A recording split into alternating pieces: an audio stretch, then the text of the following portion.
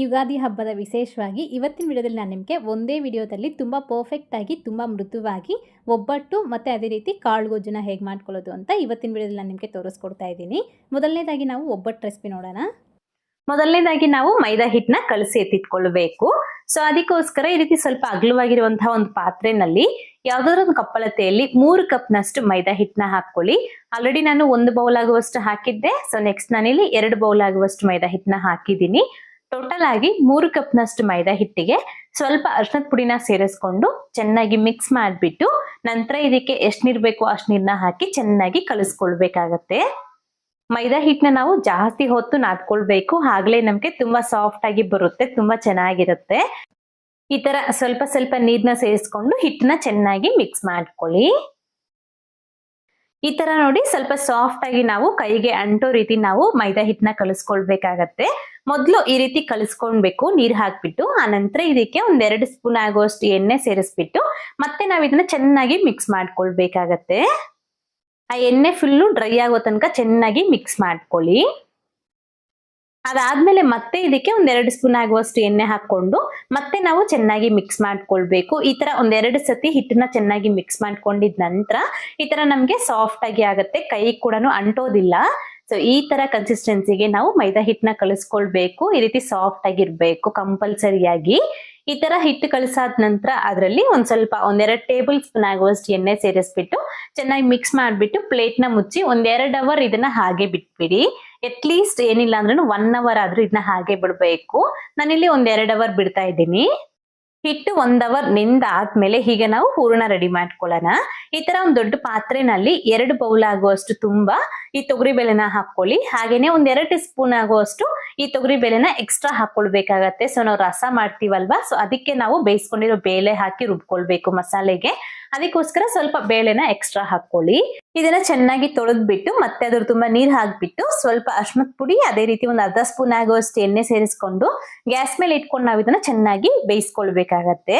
ಏನಿಲ್ಲ ಅಂದ್ರೆ ನಮ್ಗೆ 15ರಿಂದ 20 ನಿಮಿಷ ಟೈಮ್ ತಗೊಳತ್ತೆ ಬೇಯಲಿಕ್ಕೆ. ಮೀಡಿಯಂ ಫ್ಲೇಮ್ ನಲ್ಲೇ ಬೇಯಿಸ್ಕೊಳ್ಳಿ, ಬೇಗನೆ ಉಕ್ಕು ಬಂದ್ಬಿಡುತ್ತೆ. ಹಾಗಾಗಿ ನಮ್ಗಿದು ಬೇಯೋ ಟೈಮಲ್ಲಿ ಮೇಲ್ಗಡೆ ಸ್ವಲ್ಪ ವೈಟ್ ಕಲರ್ ಆಗಿ ನೊರೆ ಬರುತ್ತೆ. ಸೊ ಆ ಪಾರ್ಟ್ನ ತೆಗೆದಾಕ್ಬಿಡಿ. ನಾನಿಲ್ಲಿ ನಿಮ್ಗೆ 15 ನಿಮಿಷ ಆದ್ಮೇಲೆ ತೋರಿಸ್ತಾ ಇದ್ದೀನಿ. ನೋಡ್ಬೋದು ನೀವು ಬೇಳೆ ಅನ್ನೋದು ಚೆನ್ನಾಗಿ ಸಾಫ್ಟ್ ಆಗಿ ಬೆಂದೋಗ್ಬಿಟ್ಟಿದೆ. ಕಂಪಲ್ಸರಿಯಾಗಿ ಈ ರೀತಿ ನಮ್ಗೆ ಚೆನ್ನಾಗಿ ಬೇಯಬೇಕು. ಹಾಗೇನೆ ತುಂಬಾ ಸಾಫ್ಟ್ ಆಗಿ ಬೇಯಿಸೋದಕ್ಕೆ ಹೋಗ್ಬೇಡಿ, ಕೈಯಲ್ಲಿ ಪ್ರೆಸ್ ಮಾಡಿ ನೋಡಿದಾಗ ಚೆನ್ನಾಗಿ ಸಾಫ್ಟ್ ಆಗಿರ್ಬೇಕು.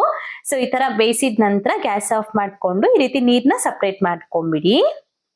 ನೀವು ಇದೇ ತರ ನೀವು ಕಡಲೆಬೇಳೆ ಸಹ ಉಪಯೋಗಿಸಿ ಮಾಡ್ಬೋದು. ಈ ತರ ನೀರ್ನ ಸಪ್ರೇಟ್ ಮಾಡ್ಕೊಂಡಿದ ನಂತರ ಇದರಲ್ಲಿ 1/2 ಸೌಟ ಆಗುವಷ್ಟು ಬೇಳೆನ ಸಪ್ರೇಟ್ ಆಗಿ ತೆಕ್ಕೊಂಡ್ಬಿಡಿ. ಸೊ ನಾವು ರಸ ಮಾಡ್ತೀವಿ ಅಲ್ವಾ, ಸೊ ಅದಕ್ಕೆ ಬೇಕಾಗತ್ತೆ. ನಾವು ಎಕ್ಸ್ಟ್ರಾನೇ ಬೇಳೆನ ಹಾಕೊಂಡಿದೀವಿ, ಸೊ ಅಷ್ಟನ್ನ ತೆಗೆದಾಕ್ಬಿಡ್ಬೇಕು. ಈ ನೀರಲ್ಲಿ ನಾವು ರಸ ಮಾಡ್ಕೊಳ್ತೀರಿ. ಈಗ ಮತ್ತೆ ಆ ಬೇಯಿಸ್ಕೊಂಡಿರೋ ಬೇಳೆನ ಇದೇ ಪಾತ್ರೆಗೆ ಹಾಕೊಂಡ್ಬಿಡಿ. ಮತ್ತೆ ಇದಕ್ಕೇನೆ 1-2 ಬೌಲ್ ತುಂಬಾ ನಾವು ಈ ಬೆಲ್ಲನ ಸೇರಿಸ್ಕೊಳ್ಬೇಕು. ನೋಡ್ಕೊಳ್ಳಿ, ನಾನು ಆಲ್ರೆಡಿ ಅದೇ ಬೌಲ್ ಅಲ್ಲೇ ಮೈದಾ ಹಿಟ್ಟು ತಗೊಂಡಿದ್ದೀನಿ, ಅದೇ ರೀತಿ ಬೇಳೆ ಕೂಡ ತಗೊಂಡಿದ್ದೀನಿ, ಹಾಗೇನೆ ಬೆಲ್ಲ ಕೂಡ ತಗೊಳ್ತಾ ಇದ್ದೀನಿ. ಎಲ್ಲಾನು ಸಹ ಕರೆಕ್ಟ್ ಆಗಿ ಸರಿ ಹೋಗುತ್ತೆ. ಹಿಟ್ಟು ಜಾಸ್ತಿ ಆಗಲ್ಲ, ಹಾಗೇನೆ ಹೂರಣ ಕಡಿಮೆ ಆಗಲ್ಲ, ಈ ತರ ಆಗೋ ಚಾನ್ಸೇ ಇರೋದಿಲ್ಲ. ಎಲ್ಲ ಕರೆಕ್ಟ್ ಆಗಿ ಸರಿ ಹೋಗುತ್ತೆ. ನಂತರ ಇದಕ್ಕೆ 1 ಕಪ್ ಆಗುವಷ್ಟು ಈ ತುರ್ಕೊಂಡಿರೋ ಈ ಕಾಯಿ ತುರಿನ ಹಾಕೊಂಡಿದ್ದೀನಿ. ಮಿಕ್ಸಿಗೆ ಹಾಕೊಂಡು ತಗೊಂಡಿರೋದಿದು 1 ಬೌಲ್ ಅಷ್ಟು ಹಾಕೊಂಡಿದ್ದೀನಿ. ಹೀಗೆ ಎಲ್ಲಾನು ಸಹ ಚೆನ್ನಾಗಿ ಮಿಕ್ಸ್ ಮಾಡಿ ಗ್ಯಾಸ್ ಮೇಲೆ ಇಟ್ಕೊಂಡು ಬೆಲ್ಲನ ಪೂರ್ತಿಯಾಗಿ ಕರಗಿಸ್ಕೊಳ್ಳಿ. ಈ ತರ ಬೆಲ್ಲ ಕರಗಿದ ತಕ್ಷಣ ಗ್ಯಾಸ್ ಆಫ್ ಮಾಡ್ಕೊಂಡ್ಬಿಡ್ಬೇಕು. ಸ್ವಲ್ಪ ನೋಡಿ ಈ ರೀತಿ ಕುದಿಯಕ್ಕೆ ಸ್ಟಾರ್ಟ್ ಆಗುತ್ತೆ ಅಲ್ವಾ, ಆಗ ಗ್ಯಾಸ್ ಆಫ್ ಮಾಡ್ಕೊಂಡು ಪೂರ್ತಿಯಾಗಿ ತಣ್ಣಗಾಗೋ ತನಕ ಹಾಗೆ ಬಿಟ್ಬಿಡಿ. ಹಾಗೆ ತುಂಬಾ ಜಾಸ್ತಿ ಹೊತ್ತು ಇದನ್ನ ಕುದಿಸ್ಕೊಳ್ಬಾರ್ದು. ಬೆಲ್ಲ ಕರಗಿದ ತಕ್ಷಣ ಗ್ಯಾಸ್ ಆಫ್ ಮಾಡ್ಕೊಂಡ್ಬಿಟ್ರೆ ಸಾಕಾಗತ್ತೆ. ಹೀಗಿದೆಲ್ಲಾನು ಸಹ ಪೂರ್ತಿಯಾಗಿ ತಣ್ಣಗಾದ ನಂತರ ಇಲ್ಲಿ ಒಂದು ಚಿಕ್ಕ ಮಿಕ್ಸಿ ಜಾರ್ ತಗೊಂಡು ಅದರಲ್ಲಿ ಸ್ವಲ್ಪ ಸ್ವಲ್ಪನೇ ಹಾಕೊಂಡು ನೈಸ್ ಆಗಿ ರುಬ್ಕೊಳ್ಳಿ. ಚಿಕ್ಕ ಮಿಕ್ಸಿ ಜಾರ್ನಲ್ಲಾದ್ರೆ ನಾವು ಸಾಫ್ಟ್ ಆಗಿ ರುಬ್ಕೊಳ್ಬಹುದು ದೊಡ್ಡದಕ್ಕಿಂತ.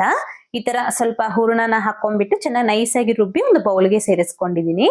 ಇದೇ ರೀತಿ ಎಲ್ಲ ಬೇಳೆನೂ ಸಹ ರುಬ್ಬಿ ಇದೇ ಬೌಲ್ಗೆ ಹಾಕೊಂಡಿದ್ದೀನಿ. ನೋಡ್ಬೋದು ನೀವು ಎಷ್ಟು ಸಾಫ್ಟ್ ಆಗಿ ನಾನು ಇಲ್ಲಿ ರುಬ್ಕೊಂಡಿದ್ದೀನಿ ಅಂತ ಅನ್ಬಿಟ್ಟು. ಕನ್ಸಿಸ್ಟೆನ್ಸಿ ಕೂಡ ತುಂಬಾ ಪರ್ಫೆಕ್ಟ್ ಆಗಿ ಬಂದಿದೆ. ಅಕಸ್ಮಾತ್ ನಿಮ್ಗೆ ತುಂಬಾ ಗಟ್ಟಿಯಾಗೋಯ್ತು ಹೂರ್ಣ ಅನ್ನೋದಾದ್ರೆ ನಾವು ಬೇಳೆನ ಬೇಯಿಸಿ ನೀರ್ನ ಸಪ್ರೇಟ್ ಮಾಡ್ಕೊಂಡಿದೀವಲ್ಲ, ಆ ನೀರ್ನ ಹಾಕಿ ನೀವು ಬೇಕು ಅಂತಂದ್ರೆ ರುಬ್ಕೊಳ್ಬಹುದು. ಈಗ ಹೂರ್ಣ ರೆಡಿ ಆಗಿದೆ. ಹಾಗೆ ಹಿಟ್ಟು ಕೂಡ ಚೆನ್ನಾಗಿ ನೆಂದಿರತ್ತೆ. ನಾನಿಲ್ಲಿ ಆಲ್ಮೋಸ್ಟ್ 1-2 ಅವರ್ ಆಗ್ಬಿಟ್ಟಿದೆ. ಸೊ ಈಗ ನಿಮ್ಗೆ ಯಾವ ಸೈಜ್ಗೆ ಬೇಕು ಆ ಸೈಜ್ಗೆ ಹೂರ್ಣನ ಈ ರೀತಿ ಬಾಲ್ಸ್ ಆಗಿ ಮಾಡಿ ಎತ್ತಿಟ್ಕೊಳ್ಳಿ. ಮೊದಲು ನೀವು ಎಷ್ಟು ಮಾಡ್ತೀರೋ ಅಷ್ಟು ಬಾಲ್ಸ್ ನ ರೆಡಿ ಮಾಡ್ಕೊಂಡ್ಬಿಟ್ಟು ಈಗ ನಾವು ಮೈದಾ ಹಿಟ್ಟನ್ನ ತಗೊಳ್ಬೇಕು. ನೋಡ್ಬೋದು ಎಷ್ಟು ಚೆನ್ನಾಗಿ ನೆಂದೋಗ್ಬಿಟ್ಟಿದೆ. ಸೊ ಈ ತರ ಚೆನ್ನಾಗಿ ನೆನಿಬೇಕು, ಆಗ್ಲೇ ನಮ್ಗೆ ಒಬ್ಬಟ್ಟು ಅನ್ನೋದು ಕಟ್ಟ ಆಗ್ದಿರ ಗಟ್ಟಿ ಬರ್ದಿರ ತುಂಬಾ ಚೆನ್ನಾಗಿ ಬರುತ್ತೆ. ಈಗ ಇದ್ರಲ್ಲಿ ಸ್ವಲ್ಪ ಮೈದಾ ಹಿಟ್ಟನ್ನ ತಗೊಂಡು ಈ ತರ ನಾವು ಒಬ್ಬಟ್ಟನ್ನ ಮಾಡ್ಕೊಳ್ಬೇಕಾಗತ್ತೆ. ಹೂರ್ಣ ಅನ್ನೋದು ಸ್ವಲ್ಪ ಜಾಸ್ತಿ ಇರ್ಬೇಕು, ಅದ್ರಲ್ಲಿ ಅರ್ಧದಷ್ಟು ನಾವು ಮೈದಾ ಹಿಟ್ಟನ್ನ ತಗೊಳ್ಬೇಕು. ಸೊ ಈ ತರ ಮಾಡ್ಕೊಳ್ಳಿ. ಹೀಗೆ ರೀತಿ ನಾನು ಬಟರ್ ಪೇಪರ್ ಮೇಲೆ ಮಾಡ್ಕೊಳ್ತಾ ಇದ್ದೀನಿ. ಈ ತರ ಸ್ವಲ್ಪ ಎಣ್ಣೆನ ಕೈಗೆ ಹಚ್ಕೊಂಡು ಈ ತರ ಫಸ್ಟ್ ಇದನ್ನ ಮೈದಾ ಹಿಟ್ಟನ್ನ ಫ್ಲಾಟ್ ಮಾಡ್ಕೊಂಡು ನಂತರ ಸೆಂಟರ್ಗೆ ಈ ಹೂರ್ಣನ ಇಟ್ಬಿಟ್ಟು ಈ ತರ ನಾವು ನೀಟಾಗಿ ಕವರ್ ಮಾಡ್ಕೊಂಡ್ಬಿಡ್ಬೇಕು. ಎಕ್ಸ್ಟ್ರಾ ಏನಾದ್ರೂ ಮೈದಾ ಹಿಟ್ಟಿದ್ರೆ ಅದನ್ನ ತೆಗೆದಾಕ್ಬಿಟ್ಟು ಈ ತರ ಕೈಯಲ್ಲಿ ನಾವು ಇದನ್ನ ತಟ್ಕೊಳ್ಬೇಕಾಗತ್ತೆ. ಎಣ್ಣೆ ಪೇಪರ್ ಮೇಲೆ ಆದ್ರೂ ಸಹ ನೀವು ಇದನ್ನ ಈ ರೀತಿ ಮಾಡ್ಕೊಳ್ಬಹುದು, ತುಂಬಾನೇ ಚೆನ್ನಾಗಿ ಬರುತ್ತೆ. ಎಲ್ಲೂ ಸಹ ಅದು ಸ್ಟಿಕ್ ಆಗೋದಿಲ್ಲ ಪೇಪರ್ಗೆ. ಈ ತರ ನಿಮ್ಗೆ ಎಷ್ಟು ತೆಳ್ಳಗ್ ಬೇಕೋ ಅಷ್ಟು ತೆಳ್ಳಗೆ ಇದನ್ನ ಮಾಡ್ಕೊಂಡಿದ ನಂತರ ನಾವ್ ಇದನ್ನ ರೋಸ್ಟ್ ಮಾಡ್ಕೊಳ್ಳೋದು ಅಷ್ಟೇನೆ. ಈ ರೀತಿ ಹೆಂಚ್ ಮೇಲೆ ಸ್ವಲ್ಪ ಎಣ್ಣೆ ಅಥವಾ ತುಪ್ಪನ ಹಾಕ್ಬಿಟ್ಟು ಗ್ಯಾಸ್ನ ಮೀಡಿಯಂ ಫ್ಲೇಮ್ ನಲ್ಲೇ ಇಟ್ಕೊಂಡು ಈ ರೀತಿ ಆ ಬಟರ್ ಪೇಪರ್ ಸಮೇತ ಅದ್ರ ಮೇಲೆ ಹಾಕ್ಬಿಟ್ಟು ನಿಧಾನವಾಗಿ ಬಟರ್ ಪೇಪರ್ನ ಎತ್ಕೊಂಡ್ಬಿಟ್ಟು ಸ್ವಲ್ಪ ಈ ರೀತಿ ಬಬಲ್ಸ್ ಬರೋ ತನಕ ನಾವ್ ಇದನ್ನ ಹಾಗೆ ಬಿಡ್ಬೇಕು. ಅದಾದ್ಮೇಲೆ ಅದ್ರ ಮೇಲೆ ಸ್ವಲ್ಪ ಎಣ್ಣೆ ಅಥವಾ ತುಪ್ಪನ ಹಾಕೊಂಡ್ಬಿಟ್ಟು ಇನ್ನೊಂದ್ ಕಡೆ ತಿರುಗಿಸ್ಕೊಂಡು ಆ ಕಡೆ ಕೂಡ ಬೆಂದಾದ್ಮೇಲೆ ನಾವ್ ಇದನ್ನ ಎತ್ಕೊಂಡ್ಬಿಡ್ಬೇಕು. ಹಾಗೆ ನಾವ್ ಇದನ್ನ ಆ ಕಡೆ ಈ ಕಡೆ ತಿರುಗಿಸಿ ನಾವ್ ಇದನ್ನ ರೋಸ್ಟ್ ಮಾಡ್ಕೊಂಡ್ರೆ ಅಷ್ಟು ಸರಿ ಬರೋದಿಲ್ಲ. ಒಂದ್ ಕಡೆ ಒಂದೇ ಸತಿನೇ ರೋಸ್ಟ್ ಮಾಡ್ಕೊಳ್ಬೇಕು, ಒಂದ್ ಕಡೆ ಬೆಂದಾದ್ಮೇಲೆ ಇನ್ನೊಂದ್ ಕಡೆ ಬೇಯಿಸ್ಕೊಳ್ಬೇಕು. ಅದಾದ್ಮೇಲೆ ಇದನ್ನ ಎತ್ಕೊಂಡ್ಬಿಡ್ಬೇಕು. ನೋಡಿದ್ರ ಅಲ್ವಾ ಎಷ್ಟು ಸಾಫ್ಟ್ ಆಗಿ ನಮ್ಗೆ ಒಬ್ಬಟ್ಟು ಬಂದಿದೆ ಅಂತ. ತುಂಬಾನೇ ಚೆನ್ನಾಗಿ ಬಂದಿದೆ, ಮಾತ್ರ ಮಿಸ್ ಮಾಡದೆ ಈ ತರ ಟ್ರೈ ಮಾಡಿ ನೋಡಿ. ಸೇಮ್ ಇದೇ ವಿಧಾನದಲ್ಲಿ ನಾವು ಎಲ್ಲಾ ಒಬ್ಬಟ್ಟನ್ನು ಸಹ ಮಾಡ್ಕೊಂಡು ತಗೊಳ್ಳೋದಷ್ಟೇನೆ. ನೋಡಿದ್ರಲ್ವಾ ಎಷ್ಟು ಚೆನ್ನಾಗಿ ನಮಗೆ ಒಬ್ಬಟ್ಟು ಅನ್ನೋದು ರೆಡಿಯಾಗಿದೆ ಅಂತ ಅಂದ್ಬಿಟ್ಟು. ಈಗ ಮತ್ತೆ ನಾವು ಈ ಕಾಳು ಗೊಜ್ಜನ್ನ ಹೇಗೆ ಮಾಡ್ಕೊಳ್ಳೋದು ಅಂತ ನೋಡೋಣ, ಅದು ಕೂಡ ಹಳ್ಳಿ ಶೈಲಿಯಲ್ಲಿ. ಮೊದಲನೇದಾಗಿ ನಾನಿಲ್ಲಿ ಅರ್ಧ ಕಪ್ ಆಗುವಷ್ಟು ಕಡಲೆಕಾಳು, ಅದೇ ರೀತಿ ಅರ್ಧ ಕಪ್ ಆಗುವಷ್ಟು ಒಣ ಬಟಾಣಿಯನ್ನು ಒಂದು ಇಡೀ ರಾತ್ರಿ ನೆನೆಸ್ಬಿಟ್ಟು ಇಟ್ಕೊಂಡಿದ್ದೀನಿ. ನೋಡ್ಬೋದು ಚೆನ್ನಾಗಿ ನೆಂದಿದೆ. ಈ ಥರ ನೆನೆಸಿದ್ದಾದಮೇಲೆ ಈಗ ನಾವು ಗೊಜ್ಜು ಮಾಡ್ಕೊಳ್ಳೋದು ಅಷ್ಟೇ. ಇದನ್ನ ಎತ್ಕೊಂಡ್ಬಿಟ್ಟು ಒಂದು ಸತಿ ಚೆನ್ನಾಗಿ ತೊಳೆದು ಆನಂತರ ಈ ರೀತಿ ಒಂದು ಕುಕ್ಕರ್ಗೆ ಹಾಕ್ಕೊಳ್ಳಿ. ನೀವು ಪಾತ್ರೆಯಲ್ಲಿ ಬೇಕಾದ್ರೂ ಬೇಯಿಸ್ಕೊಳ್ಬೋದು. ಮತ್ತು ಈಗ ಇದಕ್ಕೆ ಒಂದು ಟೊಮೊಟೊ ಹಣ್ಣು ಬೀಜ ತೆಗೆದುಬಿಟ್ಟು ಹಾಕ್ಕೊಂಡಿದ್ದೀನಿ. ಮತ್ತು ರುಚಿಗೆ ತಕ್ಕಷ್ಟು ಈ ಕಾಳುಗೆ ಎಷ್ಟು ಬೇಕೋ ಅಷ್ಟು ಉಪ್ಪನ್ನ ಹಾಕ್ಕೊಂಡು ಅರ್ಧ ಟೀ ಸ್ಪೂನ್ ಆಗುವಷ್ಟು ಎಣ್ಣೆ ಹಾಕ್ಕೊಂಡು ಬೇಯಲಿಕ್ಕೆ ಒಂದು 3 ಅಥವಾ 4 ಬಟ್ಲಾಗುವಷ್ಟು ನೀರನ್ನ ಹಾಕ್ಕೊಳ್ಳಿ. ಈ ರೀತಿ ಆ ಕಾಳೆಲ್ಲನೂ ಸಹ ಮುಳುಗುವಷ್ಟು ನೀರನ್ನ ಹಾಕ್ಕೊಂಡ್ರೆ ಸಾಕು, ಜಾಸ್ತಿ ಆದರೂ ಪರವಾಗಿಲ್ಲ. ಈ ರೀತಿ ಇದನ್ನ ಬೇಯಿಸ್ಕೋಬೇಕು. ನಾವು ಇದನ್ನು ಒಂದು 2 ವಿಸಿಲ್ ಹಾಕಿಸ್ಕೊಳ್ಬೇಕು. ಮತ್ತು ನಾವು ಇದನ್ನ ತರಕಾರಿ ಜೊತೆ ಬೇಯಿಸ್ಕೊಳ್ತೀವಿ, ಹಾಗಾಗಿ ಜಾಸ್ತಿ ವಿಸಿಲ್ಸ್ ಬೇಡ, ಬರೀ ಒಂದು 2 ವಿಸಿಲ್ ಹಾಕಿಸ್ಕೊಂಡ್ರೆ ಸಾಕು. ಈಗ ನೋಡಿ ಈ ರೀತಿ ಚೆನ್ನಾಗಿ ಬೆಂದಿರತ್ತೆ. ಹೀಗೆ ಇದರಲ್ಲಿ ಹಾಕ್ಕೊಂಡಿರೋ ಟೊಮೊಟೊ ಮತ್ತು ಈ ಬೇಯಿಸ್ಕೊಂಡಿರೋ ಕಾಳು, ಒಂದು ಸೌಟ ಆಗುವಷ್ಟು ಕಾಳು ಮತ್ತು ಈ ಟೊಮೊಟೊನ ಎತ್ಕೊಂಡು ಒಂದು ಮಿಕ್ಸರ್ ಜಾರ್ಗೆ ಹಾಕ್ಕೊಳ್ಳಿ. ಈ ರೀತಿ ನಾವು ಬೆಂದಿರೋ ಕಾಳು ಹಾಕಿ ಮಸಾಲೆ ರುಬ್ಬೋದ್ರಿಂದ ಈ ಗ್ರೇವಿ ಅನ್ನೋದು ಗಟ್ಟಿಯಾಗಿ ಬರುತ್ತೆ, ಆಗಲೇ ನಮಗೆ ರುಚಿಯಾಗಿ ಕೂಡ ಬರೋದು. ನಿಮಗೆ ಈ ಗೊಜ್ಜು ಅನ್ನೋದು ಸ್ವಲ್ಪ ಜಾಸ್ತಿಯಾಗಿ ಬೇಕು ಅನ್ನೋದಾದರೆ 1.5 ಸೌಟ್ ತನಕ ನೀವು ಈ ಬೆಂದಿರೋ ಕಾಳನ್ನ ಹಾಕಿ ರುಬ್ಕೊಳ್ಬೋದು. ಹೀಗೆ ಇದೆಲ್ಲನೂ ಸಹ ಮತ್ತೆ ಒಂದು ಪಾತ್ರೆಯಲ್ಲಿ ಹಾಕ್ಕೊಂಡು ಮತ್ತೆ ಅದೇ ಕುಕ್ಕರ್ನಲ್ಲೇ ನಾನು ಮಸಾಲೆಗೋಸ್ಕರ ಫ್ರೈ ಮಾಡ್ಕೊಳ್ತಾ ಇದ್ದೀನಿ.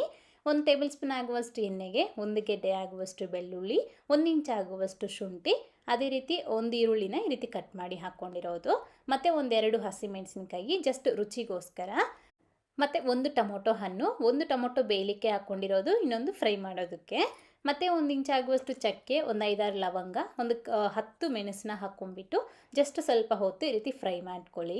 ಇದು ಬಂದುಬಿಟ್ಟು ಪಕ್ಕ ಹಳ್ಳಿ ಕಡೆ ಮಾರುವಂತಹ ವಿಧಾನ. ಒಂದು ಸತಿ ಮಿಸ್ ಮಾಡದೆ ಟ್ರೈ ಮಾಡಿ ನೋಡಿ, ತುಂಬ ರುಚಿಯಾಗಿ ಬರುತ್ತೆ. ಇದನ್ನು 1-2 ನಿಮಿಷ ಫ್ರೈ ಮಾಡ್ಕೊಂಡ್ಬಿಟ್ಟು ಮತ್ತೆ ಇದಕ್ಕೆ ಒಂದು ಅರ್ಧ ಚಿಪ್ಪಾಗುವಷ್ಟು ಕೊಬ್ಬರಿ ಕೂಡ ಈ ರೀತಿ ಸಣ್ಣದಾಗಿ ಕಟ್ ಮಾಡಿ ಹಾಕ್ಕೊಂಡು, ಮತ್ತು 1-2 ಟೇಬಲ್ ಸ್ಪೂನ್ ಆಗುವಷ್ಟು ಪುದೀನ ಸೊಪ್ಪು, ಅದೇ ರೀತಿ ಕೊತ್ತಂಬರಿ ಸೊಪ್ಪನ್ನ ಹಾಕ್ಕೊಂಡು ಚೆನ್ನಾಗಿ ಮಿಕ್ಸ್ ಮಾಡ್ಕೊಳ್ಬೇಕು.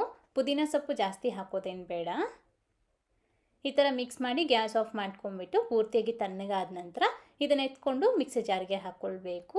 ಮಿಕ್ಸಿ ಜಾರಿಗೆ ಆಲ್ರೆಡಿ ನಾವು ಫಸ್ಟು ಬೆಂದಿರೋ ಕಾಳು ಮತ್ತು ಟೊಮೊಟೊ ಹಾಕ್ಕೊಂಡಿದ್ದೀವಿ, ಅದಕ್ಕೇ ಈ ಫ್ರೈ ಮಾಡ್ಕೊಂಡಿರೋ ಇಂಗ್ರೀಡಿಯೆಂಟ್ಸ್ ಕೂಡ ಹಾಕ್ಕೊಂಡ್ಬಿಟ್ಟು 1-2 ಟೀ ಸ್ಪೂನ್ ತುಂಬ ಧನಿಯಾ ಪುಡಿ, 1-2 ಟೀ ಸ್ಪೂನ್ ತುಂಬ ಸಾಂಬಾರು ಪುಡಿ, ಇವೆರಡನ್ನೂ ಸಹ ಮಿಕ್ಸ್ ಮಾಡಿ ಮಾಡಿಕೊಂಡ್ರೆ ನಮಗೆ ತುಂಬ ರುಚಿಯಾಗಿ ಬರುತ್ತೆ ಈ ಗೊಜ್ಜು ಅನ್ನೋದು. ಈ ಧನಿಯಾ ಪುಡಿ ಮತ್ತು ಸಾಂಬಾರು ಪುಡಿ ಮನೆಯಲ್ಲೇ ಮಾಡ್ಕೊಂಡು ಹಾಕ್ಕೊಂಡ್ರೆ ತುಂಬ ರುಚಿಯಾಗಿರುತ್ತೆ. ಈ ರೀತಿ ನೈಸಾಗಿ ಮಸಾಲೆ ರುಬ್ಬಿ ಪಕ್ಕಕ್ಕೆ ಇಟ್ಕೊಂಡಿದ್ದ ನಂತರ ಈಗ ಮತ್ತೆ ಅದೇ ಕುಕ್ಕರ್ನ ಒಂದ್ಸತಿ ತೊಳೆದ್ಬಿಟ್ಟು ಮತ್ತೆ ಅದಕ್ಕೇ 1-2 ಸ್ಪೂನ್ ಆಗುವಷ್ಟು ಎಣ್ಣೆಗೆ ಒಂದು ಅರ್ಧ ಈರುಳ್ಳಿನ ಹಾಕ್ಕೊಂಡು ಸ್ವಲ್ಪ ಹೊತ್ತು ಫ್ರೈ ಮಾಡಿಬಿಟ್ಟು ಮತ್ತೆ ಇದಕ್ಕೆ 1 ಗೆಡ್ಡೆ ಆಗುವಷ್ಟು ನೌಕಲು ಮತ್ತು 1 ಕ್ಯಾರೆಟು, ಅದೇ ರೀತಿ 1-2 ಆಲೂಗಡ್ಡೆ ಮತ್ತು ಇದಕ್ಕೇ ಒಂದೆರಡು ಬದನೆಕಾಯಿ ಇಷ್ಟು ತರಕಾರಿನ ಹಾಕ್ಕೊಂಡಿದ್ದೀನಿ ನಾನಿಲ್ಲಿ.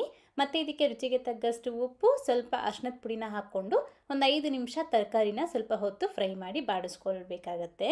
ಇದಕ್ಕೆ ನೌಕಲು ಮತ್ತು ಕ್ಯಾರೆಟ್ ಅನ್ನೋದು ಆಪ್ಷನಲ್, ಇಷ್ಟ ಇದ್ದರೆ ಹಾಕೋಬೋದು, ಇಲ್ಲಾಂದರೆ ಹಾಕದಿರ ಕೂಡ ಮಾಡ್ಬೋದು.